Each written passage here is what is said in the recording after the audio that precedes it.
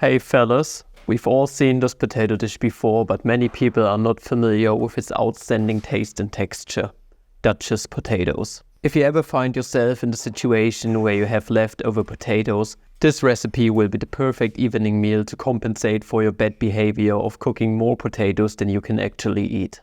First, we press our potatoes. This also works with freshly cooked taters, but let them cool down first. Let's do it a second time for more firm texture.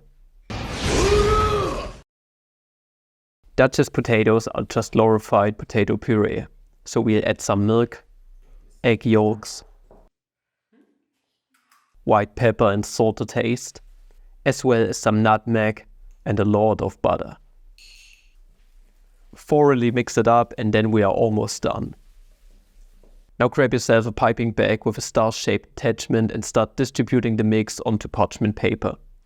Duchess potatoes are supposed to look like little piles of shit, but made from potato mash.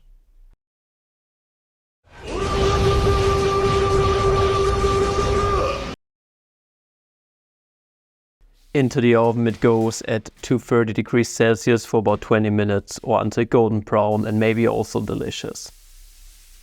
Once done, take them out and they are good to go once the bottom of the Duchess potatoes is nice and brown.